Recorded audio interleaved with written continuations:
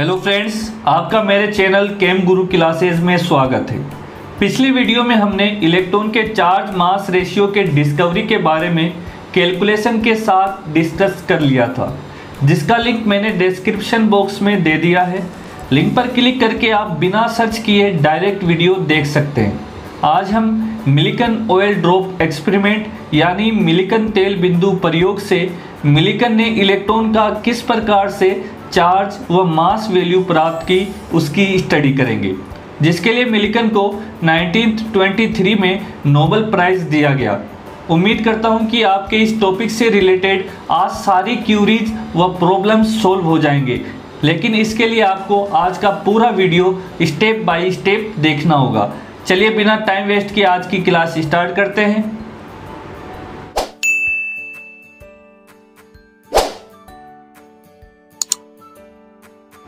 जैसा कि हमें पता है कि इलेक्ट्रॉन पर चार्ज वैल्यू को मिलिकन ने 1906 में डिस्कवर किया था। इस एक्सपेरिमेंट के लिए मिलिकन ने ऑयल ड्रॉप एपरेटस को यूज में लिया। इस एपरेटस में एक बड़ा सा सिलेंडर शेप का कंटेनर होता है, जिसमें ऑयल स्प्रे करने के लिए एक साइड में एटमाइजर लगा हुआ होता है। कंटेनर में ही अंदर की तरफ दो बड़ी स्फीयर शेप की मेटल प्लेट्स होती है, जिनको बैटरी सोर्स से जोड़ देते हैं। ऊपरी मेटल प्लेट्स को बैटरी सोर्स के पॉजिटिव टर्मिनल से तथा निचली मेटल प्लेट्स को बैटरी सोर्स के नेगेटिव टर्मिनल से जोड़ देते हैं। ऊपरी मेटल प्लेट्स में एक छोटा सा होल होता है, जिसमें से एक एक करके ऑयल ड्रॉप नीचे की ओर गिरती है। इसके अलावा कंटेनर से माइक्रोस्कोप जुड़ा होता है, जिससे छोटी छोटी ऑयल ड्रॉप्स को भी आसानी से देखा जा सकता है। और इसके साथ ही कंटेनर से एक एक्सरे सोर्स जोड़ा जाता है, जिसे कंटेनर में प्रेजेंस गैस को चार्ज करने के लिए जोड़ते हैं। इस प्रकार से Millikan oil drop apparatus setup तैयार किया जाता है, जिसे आप डायग्राम में देख सकते हैं। अब हम मिलिकन का ऑयल ड्रॉप एक्सपेरिमेंट देख लेते हैं। मिलिकन ने अपने एक्सपेरिमेंट में सबसे पहले कंटेनर के ऊपरी मेटल प्लेट्स पर एटमाइजर द्वारा ऑयल ड्रॉप्स का स्प्रे किया। स्प्रे किया गया ऑयल ड्रॉप्स ऊपरी मेटल प्लेट्स के छोटे से होल द्वारा नीचे की ओर ग्रेविटेशनल फोर्स के कारण गिरते हैं। इसके बाद मिलिकन ने एक्सरे सोर्स से कंटेनर में प्रेजेंस मेटल प्लेट्स के बीच में एक्सरे प्रवाहित करते हैं, जिससे प्रेजेंस गैसों में से इलेक्ट्रॉन फ्री होकर नीचे आने वाले ऑयल ड्रॉप्स को भी आयनाइज कर देते हैं। अब मिलिकन बैटरी सोर्स को ऑन किए बिना ऑयल ड्रॉप्स को माइक्रोस्कोप से देख करके ग्रेविटेशनल फोर्स यानी गुरुत्वाकर्षण बल के कारण नीचे की ओर किस रेट से गिर रहे हैं उसे मेजर्ड कर लेते हैं। लेकिन अब मिलिकन बैटरी सोर्स को ऑन करते हैं, जिससे मेटल प्लेट्स आयनाइज्ड हो जाती है। ऊपर वाली मेटल प्लेट्स पॉजिटिव व नीचे वाली मेटल प्लेट्स नेगेटिव चार्ज होती है। इसके बाद एटमाइजर द्वारा ऊपरी मेटल प्लेट्स पर ऑयल ड्रॉप्स का स्प्रे किया जाता है। अब नीचे आने वाले ionised oil drops negative charge की तरह बिहेव करते हैं, जिसमें n नंबर मल्टीपल में इलेक्ट्रॉन्स होते हैं। इलेक्ट्रिक फील्ड अप्लाई होने के बाद नेगेटिव मेटल प्लेट से पॉजिटिव मेटल प्लेट की ओर इलेक्ट्रिक फोर्स लगता है, जहां Q इलेक्ट्रॉन पर चार्ज व E इलेक्ट्रिक फील्ड होता है, जिसके कारण एक समय ऐसा आता है कि ऑयल ड्रॉप रुक जाती है। इलेक्ट्रिक फील्ड को जब और ज़्यादा बढ़ाया गया तो ऑयल ड्रॉप ऊपर की ओर मूव करने लगते हैं, जिसे माइक्रोस्कोप द्वारा देखा गया। जैसे कि ये सब एक्सपेरिमेंटल ही था, तो सेट किए गए इस इलेक्ट्रिक फील्ड का मैग्नीट्यूड भी पता था। अब हम इस एक्सपेरिमेंट के कैलकुलेशन पार्ट को देख लेते हैं। जिसके द्वारा मिलिकन ने कैलकुलेट करके इलेक्ट्रॉन के चार्ज की वैल्यू पता की। जैसा कि हमने देखा, इलेक्ट्रिक फील्ड अप्लाई करने से पहले ऑयल ड्रॉप ग्रेविटेशनल फोर्स यानी गुरुत्वाकर्षण बल Fg के कारण नीचे की ओर मूव करता है। इसके साथ ही ग्रेविटेशनल फोर्स के अपोजिट में ऑयल ड्रॉप के द्वारा ऊपर की ओर बॉयंट फोर्स Fb लगता है। बॉयंट फोर्स लिक्विड का ही एक गुण होता है जो लिक्विड के द्वारा ऊपर की ओर लगता है।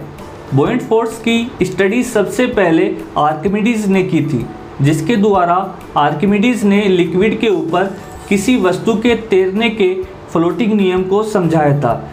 जिस वेलोसिटी से ऑयल ड्रॉप नीचे की ओर मूव करता है उसे v1 कहते हैं। ऑयल ड्रॉप जिस डायरेक्शन में मूव करती है उसके अपोजिट डायरेक्शन में विस्कस फोर्स लगता है।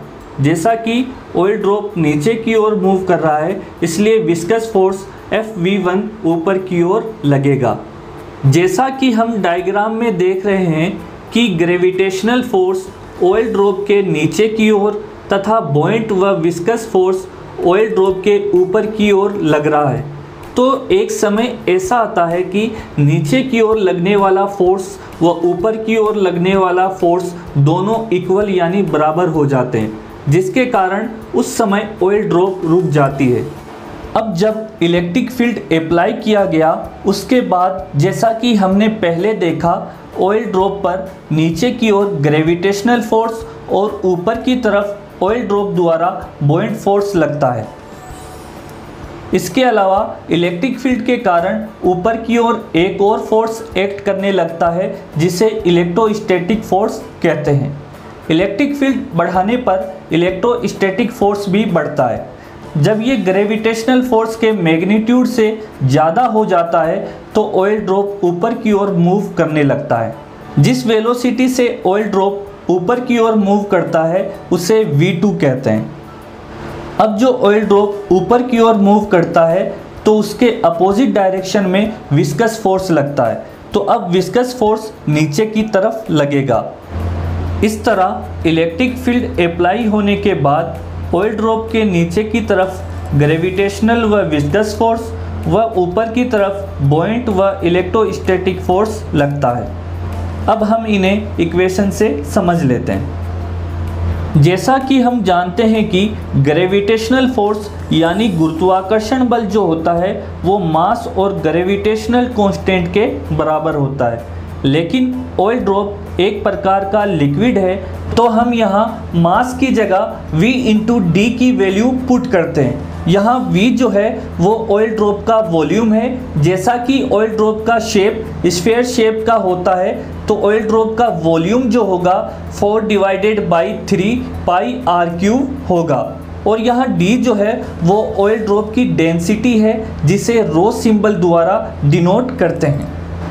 तो ऐसे Fg यानी ग्रेविटेशनल फोर्स जो होगा 4/3 pi r³ into rho naught into g होगा।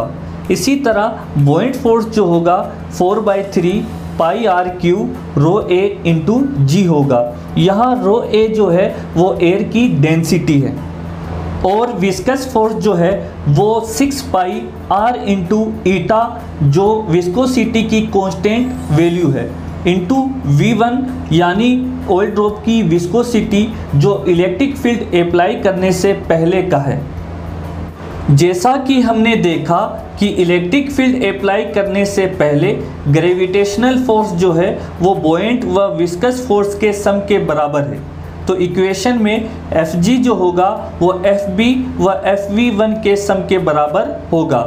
इस इक्वेशन को इक्वेशन 1 नाम दे देते हैं।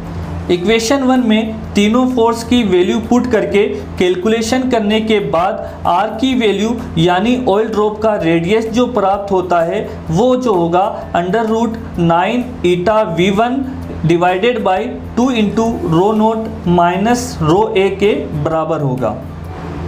इसी तरह इलेक्ट्रिक फील्ड अप्लाई करने के बाद जो ग्रेविटेशनल फोर्स व विस्कस फोर्स का सम जो होगा वो बॉयंट फोर्स व इलेक्ट्रोस्टैटिक फोर्स के सम के बराबर होगा। तो इक्वेशन में Fg प्लस Fv2 जो होगा वो Fb प्लस Fe के बराबर होगा। इसे इक्वेशन 2 नाम दे देते हैं। इक्वेशन 2 में चारों फोर्स की वैल्यू पुट करने के बाद ऑयल ड्रॉप के चार्ज की वैल्यू Q जो ऑब्टेन हुई वो थी 9 into pi into D into V1 plus V2 divided by capital V into under root 2 into eta Q into V1 divided by rho naught minus rho A into G. यहाँ ध्यान रखना है कि small d जो है वो दोनों metal plates के बीच का डिस्टेंस है और कैपिटल V जो है वो दोनों प्लेट्स के बीच का इलेक्ट्रिक पोटेंशियल है। ये जो वैल्यू R और Q की हमें प्राप्त हुई उसकी कैलकुलेशन इस प्रकार से। वीडियो स्टॉप करके आप चाहे तो इसका स्क्रीनशॉट लेकर कैलकुलेशन देख सकते हैं। इस तरह जो ऑयल ड्रॉप के चार्ज Q की वैल्यू प्राप्त हुई वो इलेक्ट्रॉन चार्ज के n नंबर मल्टीपल में ऑब्टेन हुई, जहां Q ऑयल ड्रॉप पर चार्ज, E इलेक्ट्रॉन पर चार्ज व n इंटीजर नंबर है। इस एक्सपेरिमेंट में जो ऑब्जर्वेशन टेबल प्राप्त हुई वो इस प्रकार से थी, जिसमें इलेक्ट्रॉन के चार्ज की वैल्यू जो ऑब्टेन्ड हुई वो n यानी इंटीजर मल्टीपल में थी, जिसमें मिनिमम वैल्यू जो ऑब्टेन्ड हुई वो थी -1.602 इंटू 10⁻⁻19 कूलाम। जैसा कि पहले जे थॉम्सन ने इलेक्ट्रॉन के EM रेशियो की वैल्यू पता कर ली थी, उसमें इलेक्ट्रॉन चार्ज की वैल्यू पुट करने पर इलेक्ट्रॉन मास की वैल्यू प्राप्त हो जाती है।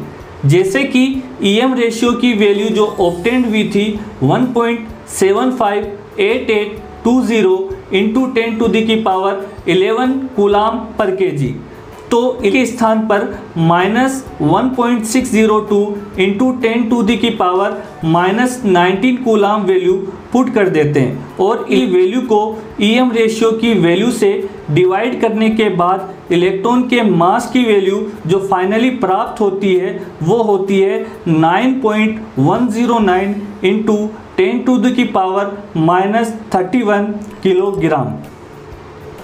इस तरह मिलिकन के ऑयल ड्रॉप एक्सपेरिमेंट से इलेक्ट्रॉन के मास व चार्ज दोनों की वैल्यू डिस्कवर हुई।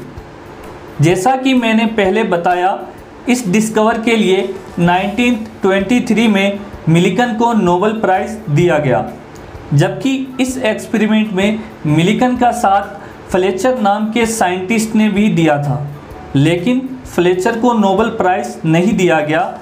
इस बात का खुलासा नहीं हो पाया कि फ्लेचर को किस कारण से नोबेल प्राइज़ नहीं दिया गया।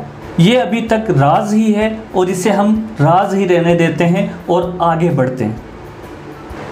हमने इलेक्ट्रॉन के बारे में अब तक जितनी जानकारी प्राप्त की उसे एक बार फिर से देख लेते हैं। ये बहुत ही इम्पोर्टेंट है, हर एग्ज़ाम में इसमें से क्वेश्चंस पूछे जाते हैं। जैसे कि इलेक्ट्रॉन की खोज जे थॉम्सन ने 1897 में किया, लेकिन इलेक्ट्रॉन का इलेक्ट्रॉन नाम जे स्टोनी ने 1891 में दिया। इलेक्ट्रॉन के EM की वैल्यू जो है 1.758820 इंटू 10⁻11 कूलाम पर केजी है, जो कि जे थॉम्सन ने CRT एक्सपेरिमेंट से डिस्कवर किया। इलेक्ट्रॉन के चार्ज की वैल्यू जो है वो होती है -1.602 इंटू 10⁻⁻19 कूलाम, जिसे मिलिकन ने ऑयल ड्रॉप एक्सपेरिमेंट से डिस्कवर किया। और इसी के साथ इलेक्ट्रॉन के मास की वैल्यू जो है वो है 9.109 इंटू 10⁻31 किलोग्राम। आपको ये बात ध्यान रखनी है कि एक मोल इलेक्ट्रॉन जो होता है वो एक फेराडे के बराबर होता है, जिसमें लगभग 96500 कूलाम होते हैं। एक मोल इलेक्ट्रॉन में अगर इलेक्ट्रॉन की संख्या की बात करें तो वो अवोगैद्रो नंबर के बराबर होते हैं, जो होती है 6.02214 076 इंटू 10⁻23 नंबर्स। इसके अलावा इलेक्ट्रॉन व प्रोटॉन का रेशियो जब निकाला गया वो था 1:1833। आपको एक बात और ध्यान रखनी है कि इलेक्ट्रॉन जो है वो विद्युत यानी इलेक्ट्रिक की यूनिट होती है। उम्मीद करता हूँ कि इलेक्ट्रॉन से रिलेटेड सारी जानकारी हमने प्राप्त कर ली है। आज के लिए इतना ही, फिर मिलते हैं नेक्स्ट वीडियो में एक और अच्छे कंटेंट के साथ।